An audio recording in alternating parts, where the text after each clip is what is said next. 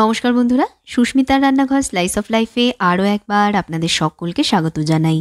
রোজকার রান্নায় প্রায়শই আমরা মাছের ঝোল ঝাল এইসব সাধারণত খেয়ে থাকি, তবে আজ কিন্তু একটু অন্যরকমভাবে কম ঝামেলার একদম ভিন্ন স্বাদের মাছের একটা প্রিপারেশন নিয়ে চলে এসেছি।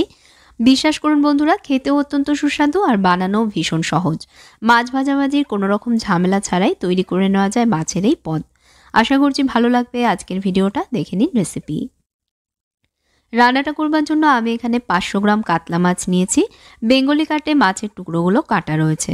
আমি কাতলা মাছ দিয়ে আজকে রান্নাটা করছি, তবে যে কোনো বড় মাছ যেমন রুই বা ভেটকি দিয়েও আপনারা করতে পারেন।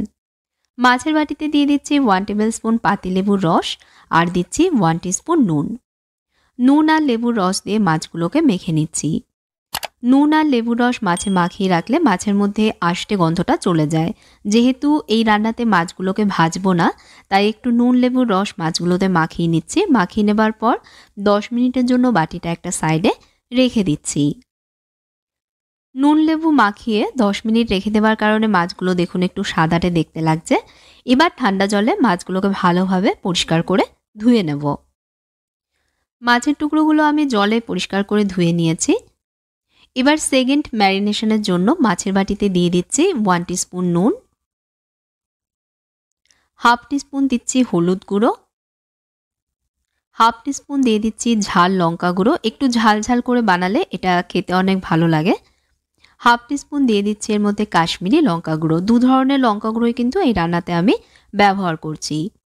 এবার দিয়ে দেবো এর মধ্যে পেঁয়াজ বাটা। মাঝারি মাপের একটা পেঁয়াজ এখানে আমি বেটে নিয়েছি। আর পেঁয়াজ বাটবার সময় এর মধ্যে আমি জলের ব্যবহার করিনি। এর সাথেই দিয়ে দিচ্ছি এর মধ্যে হাফ টেবিল স্পুন আদা বাটা। একটা তেজপাতা 2 টুকরো ছেঁড়া রয়েছে, এর মধ্যে দিয়ে দিলাম। আর দিয়ে দিচ্ছি 5-6টা চেরা কাঁচা লঙ্কা। মাঝখান থেকে লঙ্কাগুলো আমি চিড়ে নিয়েছি। এখন এর মধ্যে দিয়ে দেব কাঁচা সর্ষের তেল। এই রান্নাতে তেলের পরিমাণটা একটু বেশি দিলে খেতে অনেক ভালো লাগবে। আমি প্রায় 3/4 কাপ মতন তেল দিয়েছি। এবার সমস্ত উপকরণের সাথে মাছগুলোকে মাখিয়ে নিচ্ছি। ভালোভাবে মশলার সাথে মাছগুলোকে মেখে নিতে হবে, যাতে মাছের গায়ে মশলা ভালোভাবে লেগে যায়। একদম সিম্পল কম ঝামেলার চটজলদি একটা রান্না বন্ধুরা, খেতে দারুণ সুস্বাদু হয়। একবার বানিয়ে দেখবেন আবারও বানাবেন। মাছগুলোকে মশলার সাথে মেখে নিয়েছি। চাইলে আপনারা ম্যারিনেট করে ফ্রিজে দীর্ঘ সময়ের জন্য রেখে দিতে পারেন, তবে হাতে সময় কম থাকলে সঙ্গে সঙ্গেও রান্না করে নেওয়া যাবে। একটা ননস্টিক কড়াইয়ের মধ্যে ম্যারিনেট করে রাখা মাছের টুকরোগুলো ঢেলে দিচ্ছি। এবার কড়াইয়ের মধ্যে মাছের পিসগুলো সাজিয়ে দিচ্ছি। পাত্রটা ধুয়ে এর মধ্যে অল্প জল দিয়ে দিচ্ছি। এই রান্নাটা একটু গা মাখো হবে, কোনো ঝোল থাকবে না, তাই জলের পরিমাণটাও কিন্তু সেই বুঝে দিতে হবে। এখন কড়াইতে ঢাকনা চাপা দিয়ে প্রথমে বেশি আছে 3-4 মিনিটের জন্য একটা সাইড হতে দেব।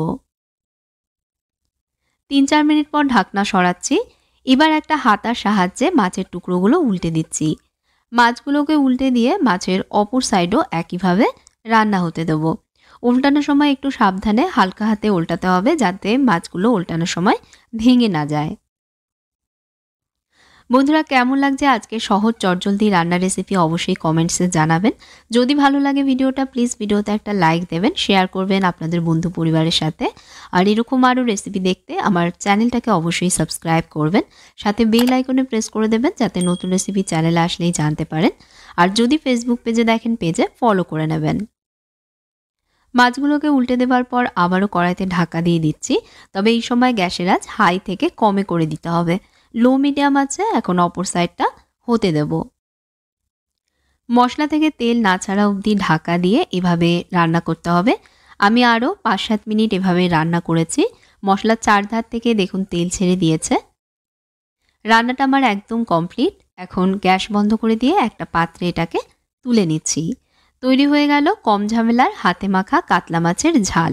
গরম ভাতের সাথে জাস্ট অসাধারণ খেতে লাগে।